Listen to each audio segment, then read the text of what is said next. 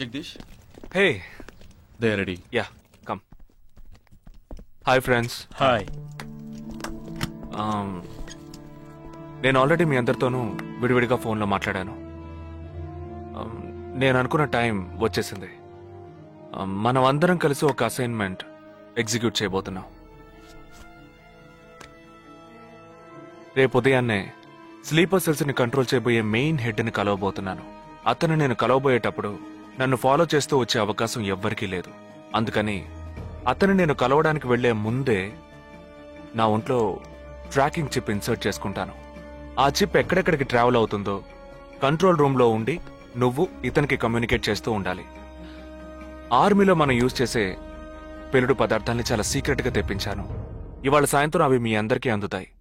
వాటితో C4 plastic explosive తయారు చేసి ఇతని చేతికి మీరివ్వాలి. అది తీసుకుని బాలాజీ చెప్పిన ప్రకారం నన్ను ఎక్కడికి తీసుకెళ్తున్నారో తెలుసుకుని నువ్వు అక్కడికి రావాలి. వాళ్ళు తప్పకుండా జనసంచారం లేని చోటుకి నన్ను తీసుకెళ్తారనుకుంటున్నాను. సో అక్కడికి ఆ ఎక్స్ప్లోజివ్ని తీసుకొచ్చి అమర్చి నువ్వు వెళ్ళిపోవాలి. ఓకే?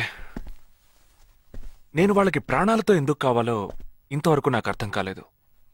కానీ నేను ఆ స్లీపర్ సెల్స్ మెయిన్ హెడ్ని కలిసిన 15వ నిమిషం ఆ బాంబ్ పేలాలి.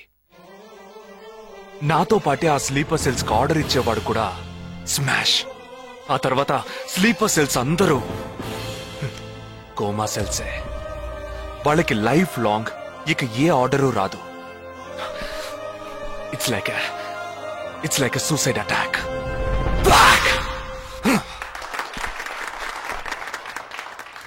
ఎగతాళిగా ఉందా? నీ మటుకు నువ్వు సూసైడ్ అటాక్ అన్నావు, వాళ్ళందరూ చప్పట్లు కొడుతున్నారు. వాడంత ప్రమాదమైన వాడ్రా. అందుకని నువ్వు చచ్చిపోతావా? నీ కుటుంబం గురించి నువ్వు పట్టించుకోవా? ఎవరికి లేదురా కుటుంబం. తాజ్ అటాక్ అప్పుడు వాళ్ళ పిల్లలకి వెళ్ళొస్తామనే చెప్పిళ్ళారా. హేమంత్ కార్కరి, విజయ్ సలాస్కరు 20 నిమిషాల్లో డెడ్ బాడీని తీసుకొచ్చారే. వాళ్ళకి లేదా కుటుంబం? అడుచుడు, యుద్ధాల్లో నడువును విరిగి కాళ్ళు చేతులు పోగొట్టుకుని ఇంకా సంతోషంగా ఉన్నారే. వీళ్ళకి లేదా కుటుంబం?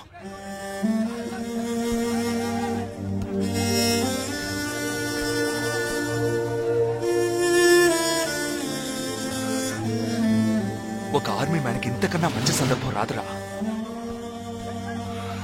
జగా, వేల మందిని చంపాలనుకునే వాళ్లే ప్రాణాలు ఇవ్వడానికి సిద్ధంగా ఉంటే కాపాడాలనుకునే మనం కూడా ప్రాణాలు ఇవ్వడానికి సిద్ధంగా ఉండాలరా.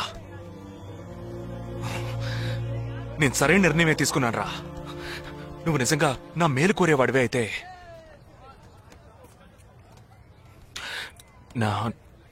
నా తర్వాత నా కుటుంబానికి సరైన అండలేదు. 2 చెల్లెళ్ళు కూడా ఉన్నారు. నువ్వు ఫ్రీగా ఉంటే అప్పుడప్పుడు వెళ్ళి వాళ్ళని చూస్తూ ఉండు.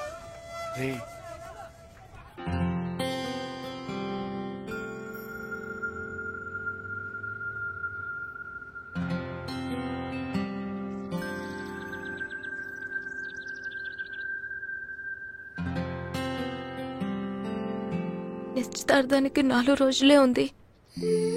సడన్ గా ఇప్పుడు వద్దంటున్నారు. అదే ఇప్పటికొద్దు.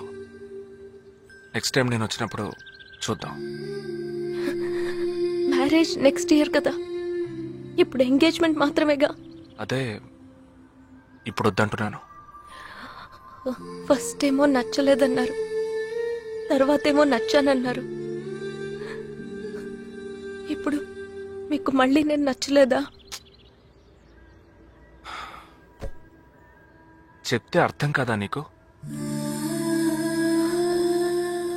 ఓకే,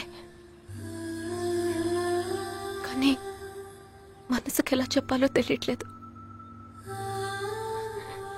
చెప్పలేను కూడా.